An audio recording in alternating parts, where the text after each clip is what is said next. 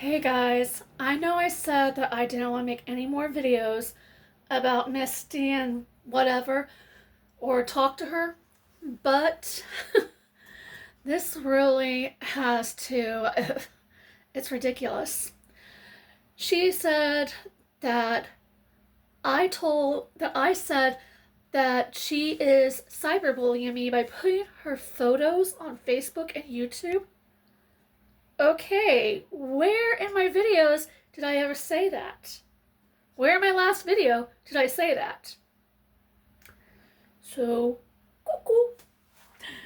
I did not say she was cyberbullying me that way. I said that she had a fake account on Facebook and is also following me from site to site, stalking me. That is what I said.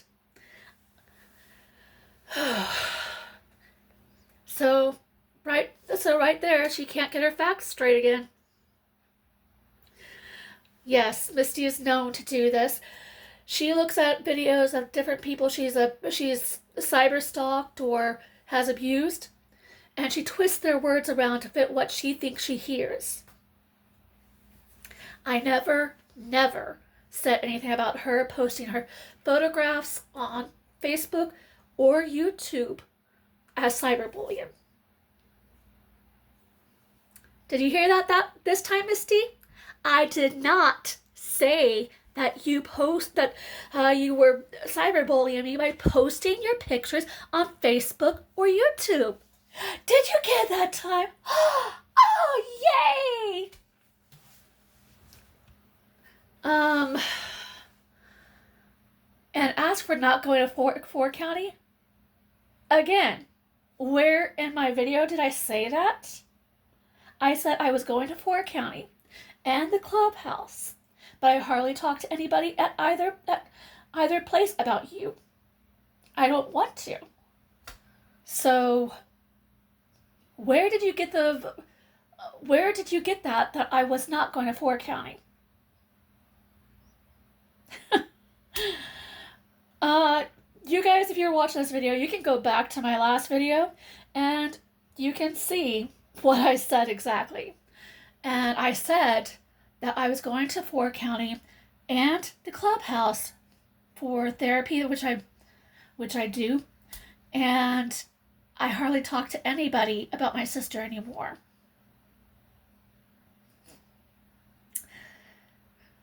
Got that through your head now, Misty? Um, and as for her saying that I have forced our mother to commit suicide, that is not the case at all. No, I did not cause her to commit suicide. Our mother had, at least until her last year of life, she had undiagnosed bipolar disorder. The last year of her life, she started going to Ford County for counseling and therapy and other things. But she still didn't see a way out. Uh, she didn't see any hope in her future. Now, I admit I was not the best child. I was a hard case to raise, and daily I am apologizing to my parents for that. I wish that they were here with us, and maybe they could control Misty and her psychoticness. But no, no, I never forced my mother into suicide. Yes, I did blame myself for her suicide many years. I kept on thinking the what ifs because I was the last one to see her alive.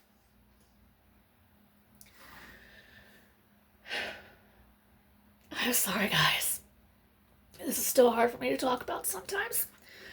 Um, what happened that day was I had a Special Olympics basketball game that day, and I had graduated. I had graduated from the kids team to the women's team, and she told me to go ahead and go to my first game with them, and she would see me later. Well, I came back to get my gloves because it was freezing out, and I had to walk to where we were meeting to get on the bus. And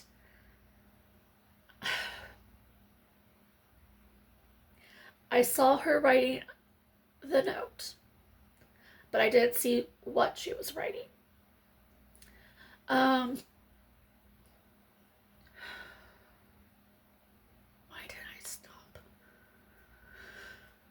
I'm sorry if I seem to be faking this. I'm not. It's just really, really hard to relive that morning for me, even after all these years. It's been close to maybe 25 years since we lost her. And no, it's been 20 years. She passed away in 2004. But it just seems like yesterday still. It's very, very fresh in my mind. I never really took the time to grieve her because I was dealing with my own mental illness. And I just didn't want to I'm sorry. Oh. Yeah, that day I was coming home all day long. I had my gut was my gut was twisting into knots.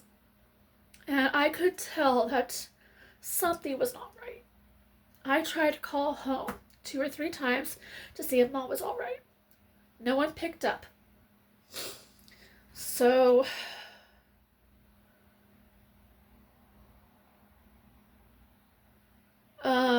sorry, I keep on spacing. Like I said, it's very, very hard for me to talk about. Um, when our basketball team was driving home, the coach had the bus pull over, and she told me to get into the car with her. And apparently, my dad had called her and told her, or my grandmother, my aunt, I don't know who called the basketball coach. Maybe the police did. I have no clue. All I know is she told me to get off the bus and get in her car. When we got back to Logansport, we passed by my neighborhood on 12th and Erie.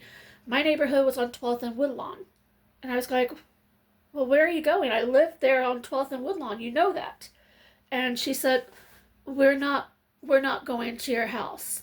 I'm taking you to your grandma's. And she never told me what happened. When I got there, I think it was Aunt Terry that greeted me. There are several things that day I blocked out for a reason. But I think it was Aunt Terry that came and told me Mom had a heart attack. And in my gut, I knew that wasn't true. In fact, I told her, no, she didn't have a heart attack. Where was the note she was writing? And everybody was trying to tell me, well, what are you talking about, Heather? Your mom had a heart attack. And just by her actions, thinking about what happened that morning,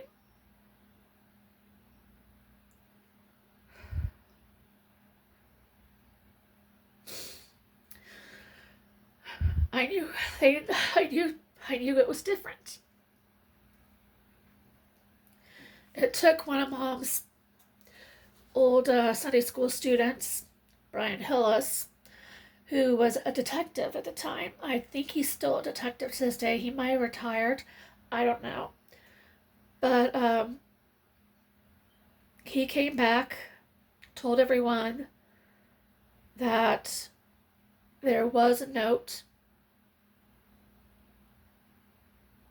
and my suspicions were correct. Misty's and my mother committed suicide. For the longest time, I blamed myself. Close to 20 years, I blamed myself. Maybe 2 years ago, I started to believe that I was not responsible for Mom's death. I started to believe that Mom's mental health was not the greatest. And living with mental illness myself, with depression, and studying psychology in college, I finally know the signs for bipolar disorder. And Mom showed all the signs for it.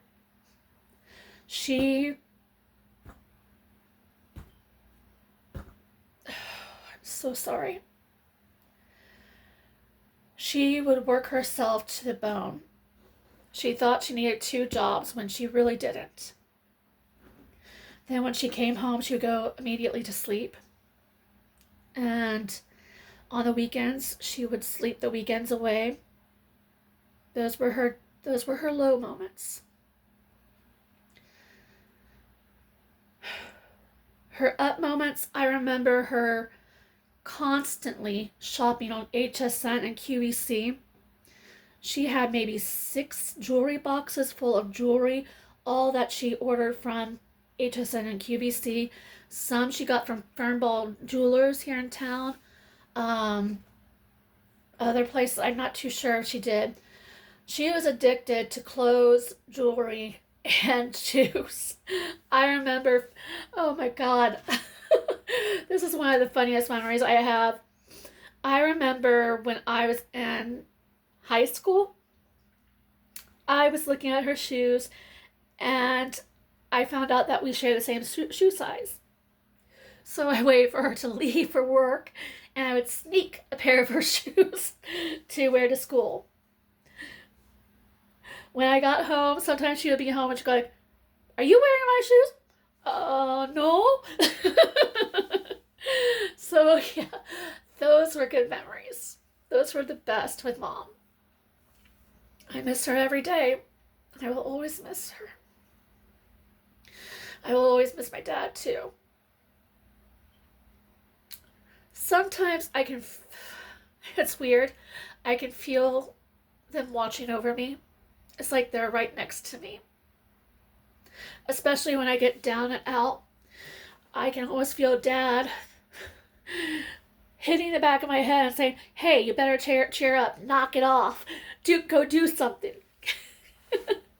That was what he tried to do with me when I was growing up.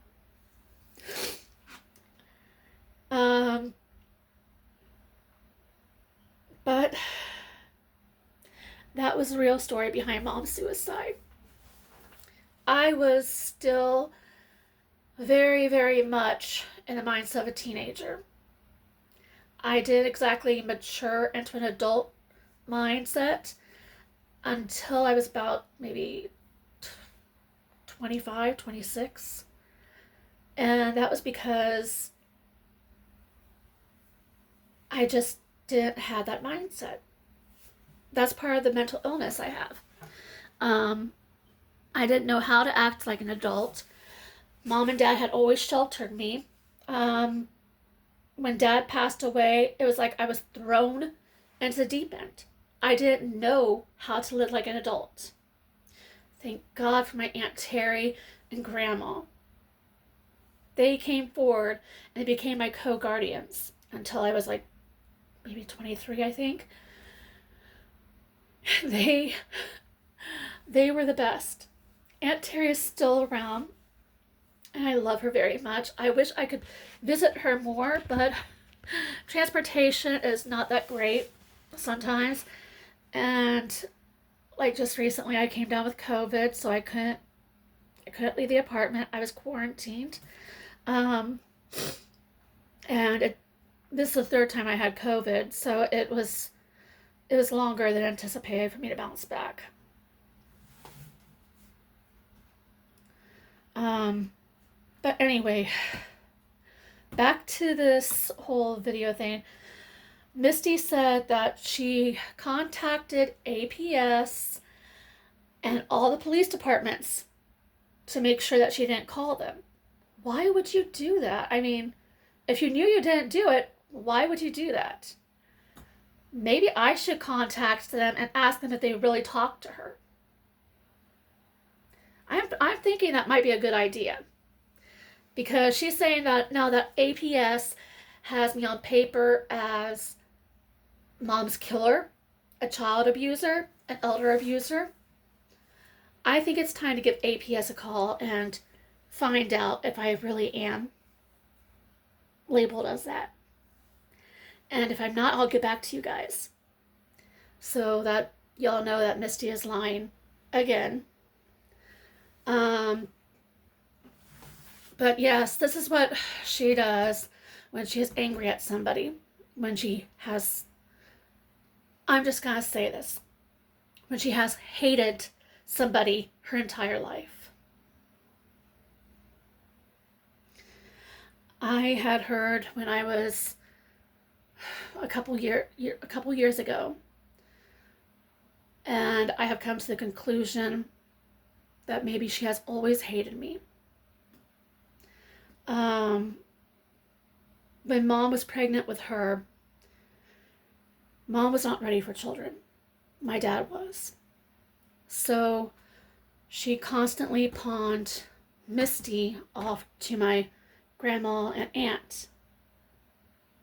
When I was born 7 years later, mom was ready for kids. She babied me, coddled me, cuddled with me. She had more to do with me as a baby than she did with Misty. And try being 7 years old and seeing all that. Your mother giving attention to your baby sister that you never had. And I really think that is what caused her to really hate me. But it was not my fault. It was not like I asked for it. I was a baby. And since I've been thinking about it lately, I really believe she has hated me all my life. I remember some of the bad times, most of the bad times. And she has twisted so many stories around, saying that I did something when I didn't. So many things. I will always love her. She is my sister. But I don't want to put up with that toxicity. That is why she is saying that I'm not allowed to have contact with her family for so many years, 30 years, 40 years, whatever. That's okay with me. I don't want to have contact with Misty anymore. I don't. I'm sick of her toxicity, and I need to live a better life. I need to have better control of my mental illness. And if that means cutting her out of my life entirely, and so be it.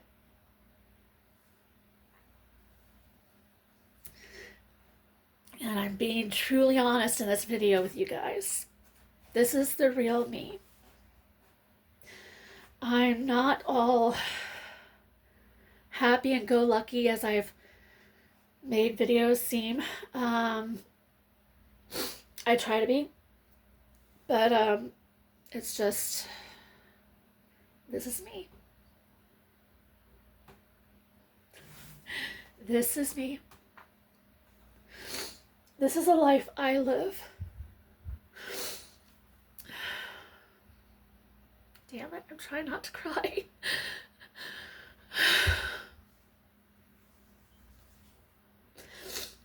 I'm sorry I'm breaking down on you guys. But like I said, I did not want to make this video. I just felt like I needed to. From the bottom of my heart, I just felt like I needed to correct some things. I won't even go there about what happened that day with her and Trisha when she was a baby. I won't even go into that other thing either. That's all in her mind that she twisted around. Several people know the truth, and if they want to, they can make videos about it too. But I'm done with it. I'm done with living in the past like she is. I'm done with it. I'm here for the here and now.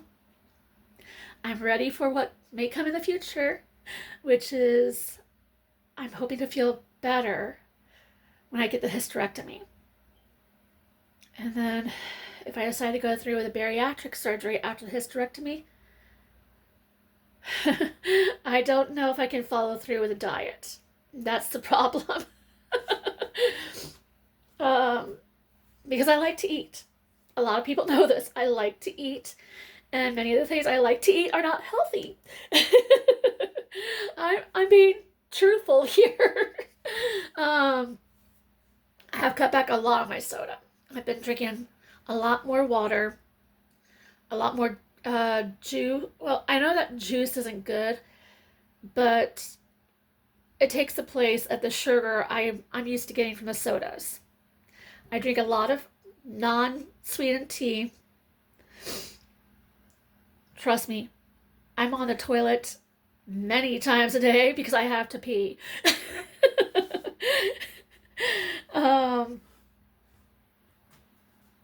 But yeah, I just hope to live a happier, healthier life once I get the hysterectomy done. And if I have to get the bariatric surgery after I get the hysterectomy, I might try and look into other options of weight loss.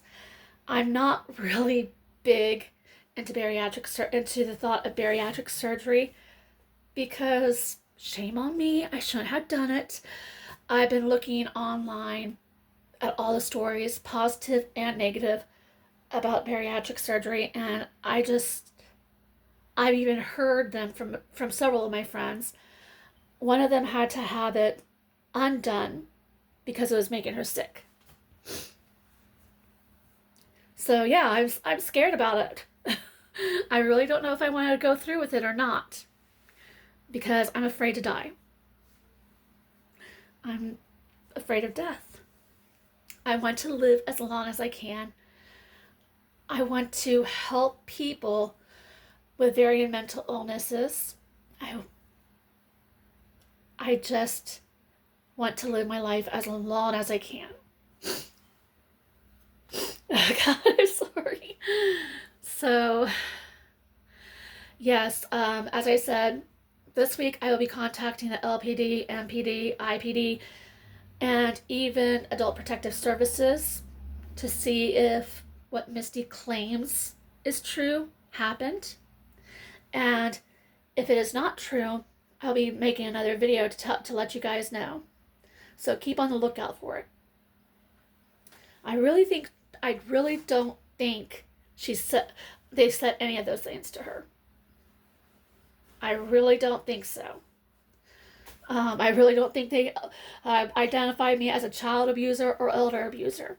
I think Misty is just saying that to try and make me afraid. And it's not working anymore. It's not. It had worked so much in the past. I let her control me with so much fear after Mom and Dad passed away. And I'm not doing that anymore. I'm not letting her control my life. I'm in control.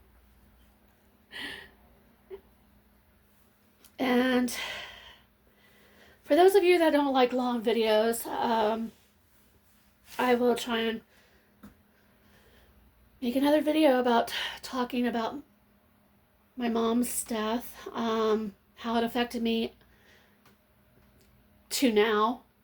Um, Probably even go into Dad's death a little bit. Um, Dad had died of I thought it was a heart attack, but from what I've been told by some other people, it was a blood clot broken from his left leg where he had lymphedema, something else, cellulitis, that broke free and hit his heart. So basically, it was a heart attack. Um,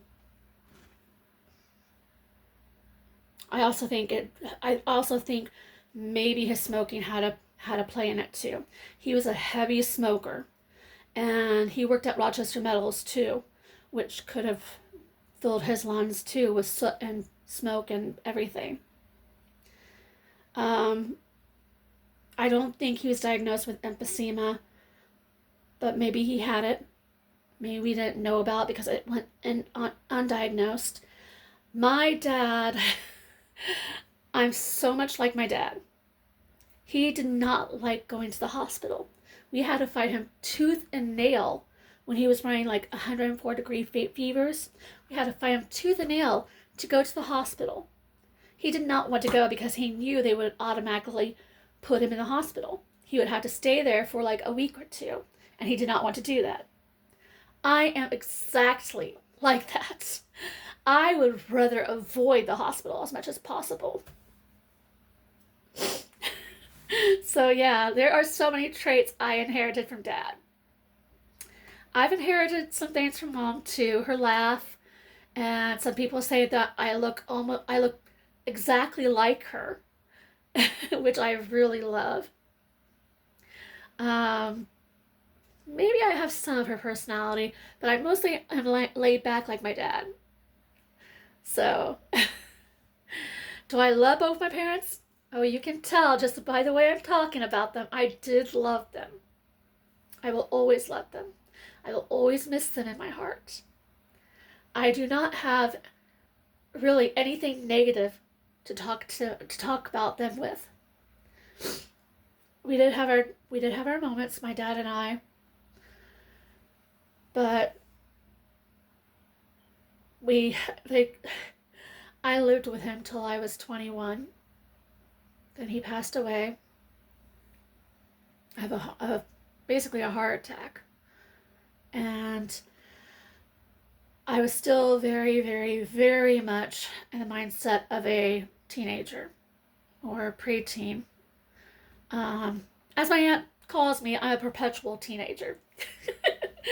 But that's because I know how to make fun of life, how to make life enjoyable for myself. I don't I don't like to tear others down. I try not to tear others down, and I tend to try and keep everything positive.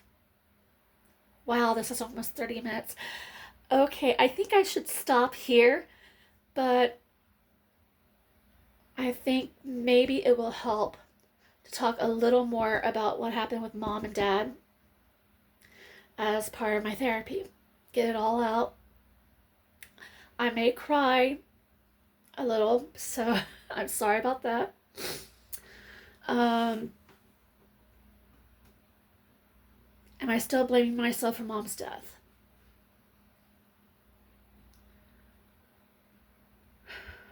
It's very, very hard for me to say. In all honesty, I think I still am blaming myself. I feel like I should have stayed there instead of going to the basketball game. I should have followed my gut instinct.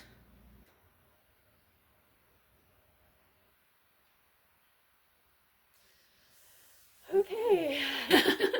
Sorry about bringing you guys down at the end of this video. But much love to you all. Love you. Love you. Love you. And I'll talk to you in the next video. Bye.